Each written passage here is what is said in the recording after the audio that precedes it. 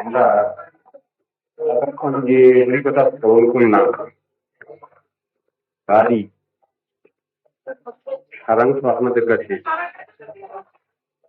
নিবেদন করবার চেষ্টা করি। সর্বপ্রথমে আমরা শুনেছি গুরু প্রধান এবং দুর্লভ মনুষ্য জন্ম এইভাবেই সার্থক হয়।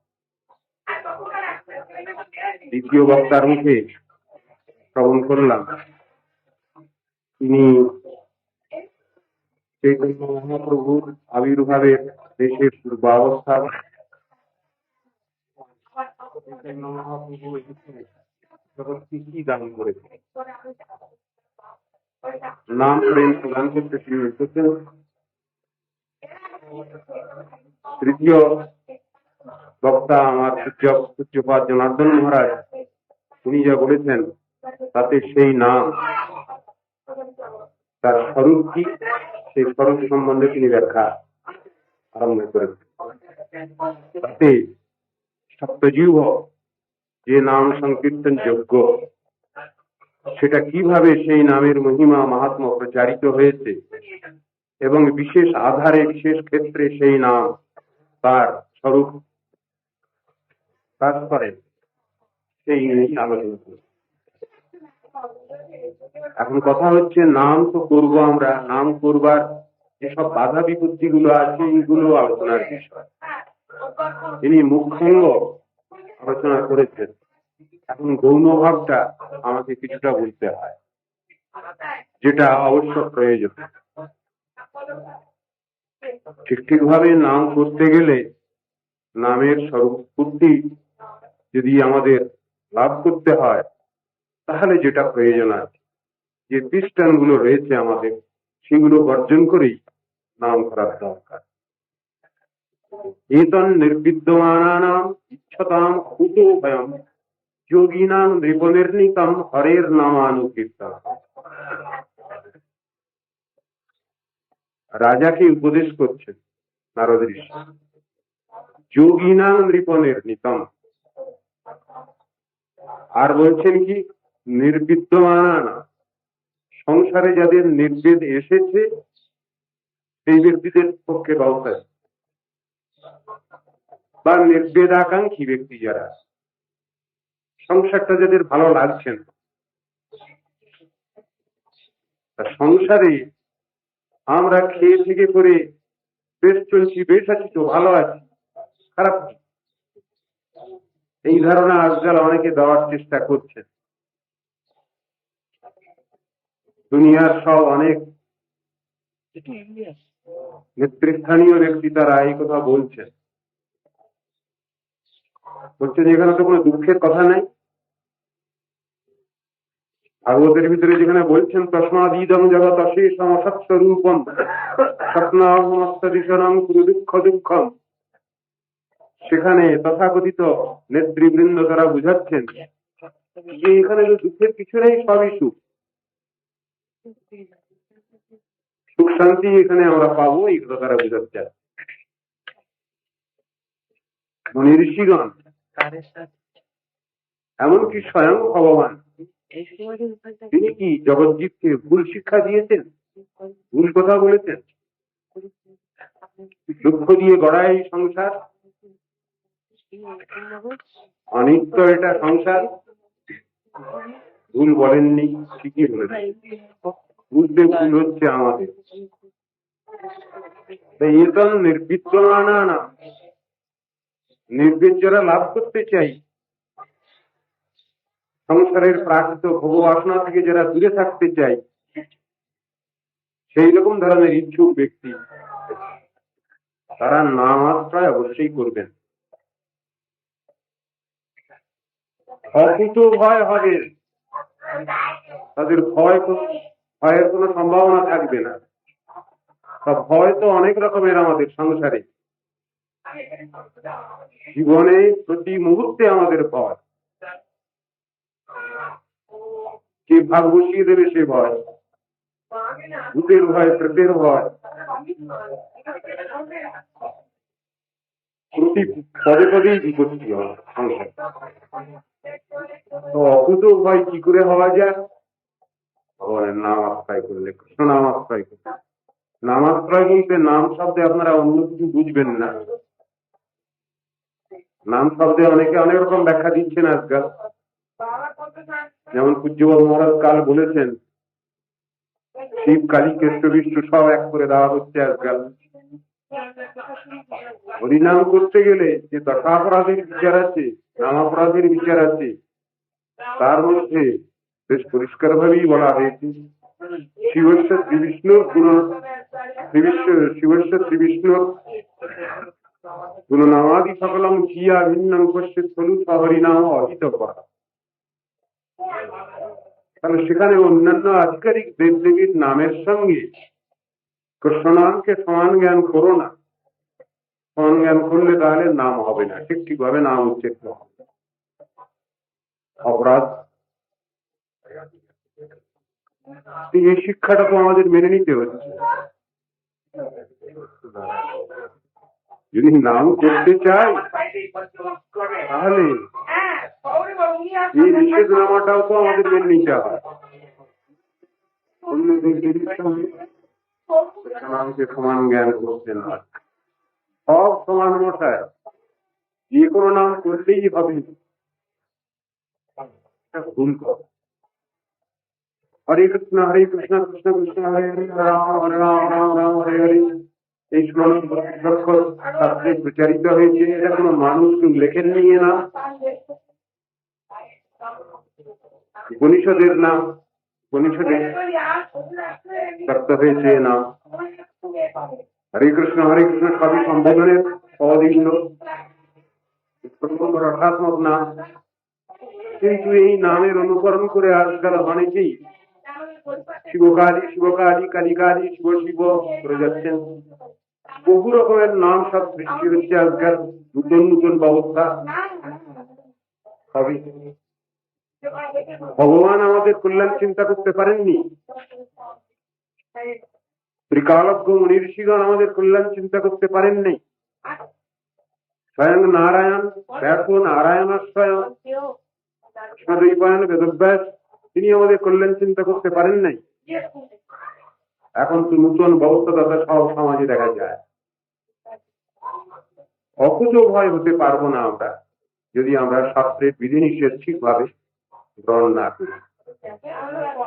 সব ভয় কেটে যাবে এই নাম গ্রহণ করলে। তবে জগতের সাধারণ ভয় কাটাবার জন্য নাম করবো কি? এই নামের আরো কিছু বিশেষ মহাত্মা আছে, সেই কথাই শাস্ত্র পরিষ্কার ভাবে জানিয়েছে। শুধু সংসার মোচনটাই নামের ফল নয়, তার ব্রহ্ম নাম মহামন্ত্র শুধু জীবের যে বন্ধন দশা, বদ্ধ দশা, এইটাই বুঝবে, এটা নামের স্বরূপ নয়। নাম স্বয়ং প্রেম দান করতে পারে, সে ক্ষমতাও রাখে। সেই ব্যাখ্যাই জনার্দন মহারাজ দিচ্ছেন, যেটা শিক্ষাষ্ট বলে পরিচিত। চৈতন্য মহাপ্রভুর সাক্ষাৎ উপদেশ নিয়েছে। নাম করতে করতে সাধক সাধিকার যে দিব্যভাবের উদয় হয়, সেটা শাস্ত্রে বর্ণনা করেছেন। নারদ ঋষি বলছেন,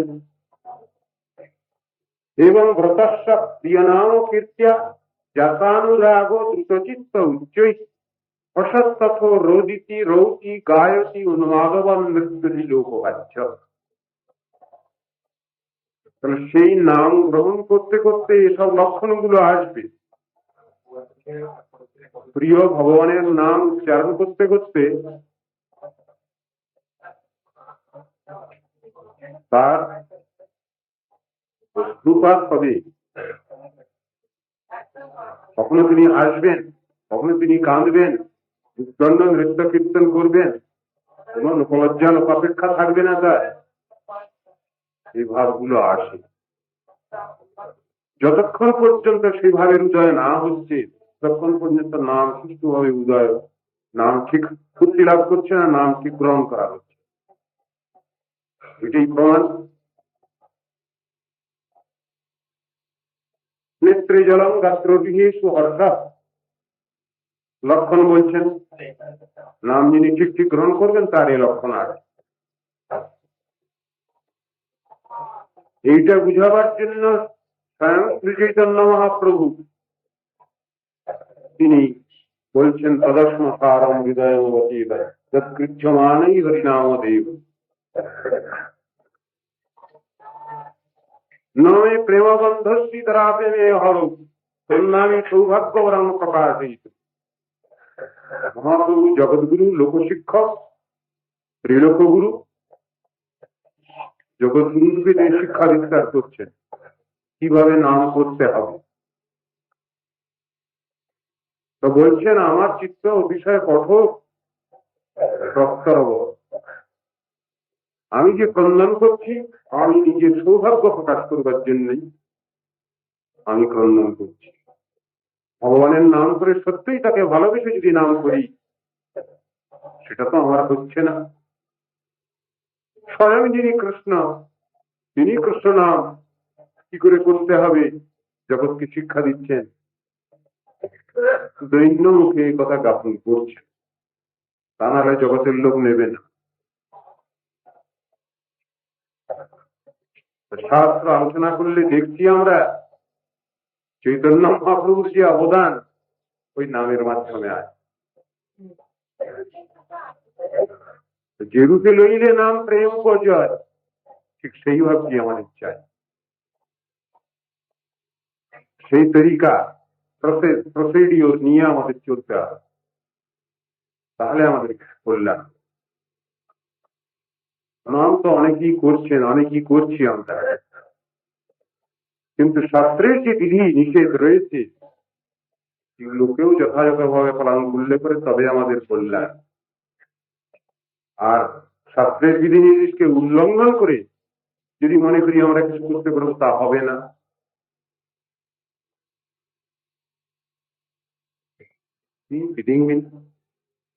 শ্রুতি স্মৃতি পুরাণাদি পঞ্চরাত্র বিধিঙ্গি না ঐকান্তিকি হরের ভক্তির উৎপাতায় এব কেবল। উৎপাতের কারণ শাস্ত্রের নির্দেশ না মেনে নিজেদের খেয়াল খুশি মতো কিছু করাটা ভালো কিছু হয় না। শাস্ত্রের বিধিনিষেধ নিয়েই চলতে হবে। রাগ মার্গ তো আগে নয়, আগে বিধি মার্গ। বিধি মার্গ রতজনে স্বাধীনতা রত্নদানে রাগ মার্গে করান হবে। না উঠিয়া বৃক্ষ করি টানাটানি ফল ধরি দুষ্ট ফল করিলে অর্জন, তা করলে হবে না। বিধি নিয়ে আমাদের অগ্রসর হতে হবে, তারপরে অধিকার নিতে হবে ভগবানের কাছে, নামের কাছে। পরীক্ষা নামের কাছেই দিতে হবে। সেবনমুখে হি জিহ্বাদৌ স্বয়মেব পুরস্তত, সেবনমুখ জিহ্বায় সেই নাম উচ্চারিত হবে এবং তার স্বরূপ প্রকাশ করবে, সেই কথাই শাস্ত্রে লেখা আছে। সুতরাং ভগবানকে ভালোবাসতে গেলে নামাশ্রয় অবশ্যই কর্তব্য, এবং সেই নাম ঠিক ঠিক ভাবে করা হবে। নাম বলতে ভগবান নাম, কৃষ্ণ নাম, সেই নামের কথাই বলেছে। অন্য কোন নামকে নাম বলে বলা হয়নি শাস্ত্রে, এবং সেখানে তরতম বিচার দেখিয়েছেন।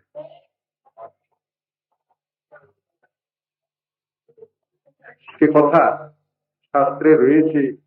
শিব শিবানীর ক্ষেত্রে পরস্পর পরস্পরকে বলছেন। সুতরাং হরে কৃষ্ণ মহামন্ত্র দেখা যায় শিবানীকে উপদেশ করেছেন শিব ঠাকুর স্বয়ং। তাহলে শিব শিবানীও যে ব্যবস্থা দিয়ে যাচ্ছেন সেটি কি আমরা মানব না? তারা যদি বৈষ্ণবী, শুধু বৈষ্ণবী বললে হবে না। ভাগবতের কথানুসারে বৈষ্ণব শ্রেষ্ঠ শম্ভু, শিবানী, তাদের যে কথা তারা তো জগতে এটা প্রচার করেছেন, এই নামের মহিমাই প্রচার করেছেন। তা এখন বর্তমান ক্ষেত্রে সমাজে সব যেসব ব্যবস্থাদাতা সংক্ষেপ নামের ব্যবস্থা দিচ্ছেন, 2 নাম 3 নাম 4 নাম দিয়ে শেষ করে দিচ্ছেন, বলছেন যে ওটা তাদের নূতন আবিষ্কার, অভূতপূর্ব আবিষ্কার, এমন আবিষ্কার কেউ করতে পারেন। ভগবান ব্যবস্থা দিতে পারেননি, কি করে জীবের কল্যাণ হবে? ত্রিকালজ্ঞ মনি ঋষিগণ ব্যবস্থা দিতে পারলেন না, এখন নূতন ব্যবস্থা নিতে হবে। বহু লোকের মুখে শুনি আমরা, এখন একটু যুগোপযোগী করে মশায় আপনারা বলুন হরি কথা,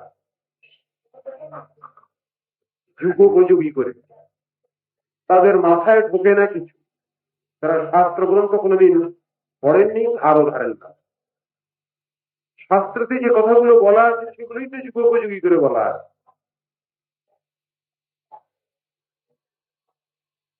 শ্রীমদ ভাগবত আলোচনা করলে দেখতে পাওয়া যাবে যে তার ভিতরে এই সমস্ত যুগোপযোগী করে বলা হয়েছে কথাগুলো।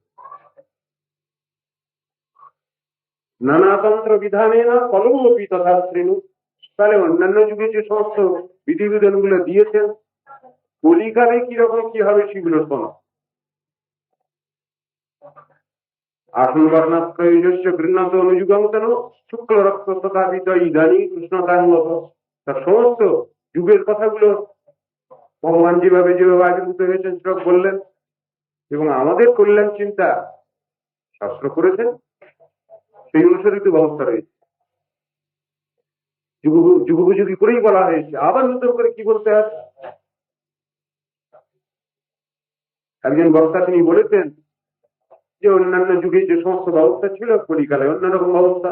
কথা তো ঠিকই। তৃতীয় অধ্যায় তো বিষ্ণু ত্রেতায়ামে যজতমখ দোয়া করে পরিচর্যানি কলৌতার পরিকীর্তনা ধ্যান কৃতে যজন যজ্ঞ ত্রেতায়াম দোয়া করে অর্চয়ন যদাত্মতি তদাত্মতি কলৌ সংকীর্ত কেশবম। নাম সংকীর্তনের ব্যবস্থাই তো দিয়েছেন কলিকালে, অন্য কোনো ব্যবস্থা নেই।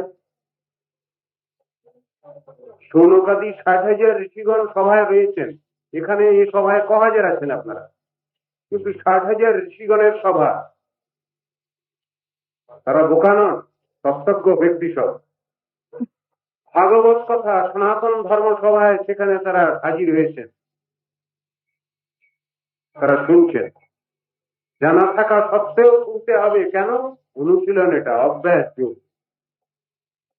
জানা থাকা সত্ত্বেও শুনতে হবে। আপনারা জানেন সুখদেব গোস্বামী যখন সভায় প্রবেশ করেছিলেন পরীক্ষিত মহারাজের সভায়, সেই সভায় তার পিতা ব্যাসদেব ছিলেন, ব্যাসদেবের পিতাও সব হাজির ছিলেন সেখানে। ওই তারা তো আগে কিছু বলেননি, কেননা জিজ্ঞাসিত হননি, এই জন্য কিছু বলেননি। আবার জগতে সুখদেবের মহিমা প্রচার উদ্দেশ্য, সেই জন্য কিছু বলেননি। তারা কিছু জানেন না এই জন্য বলেননি, তা তো নয়। সর্বজ্ঞ হয়েও তারা সেখানে দৈন্যাবস্থা নিয়ে বসেছে। সনাতন ধর্মসভা, ভাগবত ধর্মসভা, সেখানে কিছু কথা শ্রবণ করবার পিপাসা আমাদের সবসময় থাকা দরকার। আমরা অনেকে অনেক কিছু জানতে পারি, কিন্তু সর্বজ্ঞ হতে পারি। ভগবান সর্বজ্ঞ, তার ভক্ত, ঐকান্তিক ভক্ত সর্বজ্ঞ, সে বিষয়ে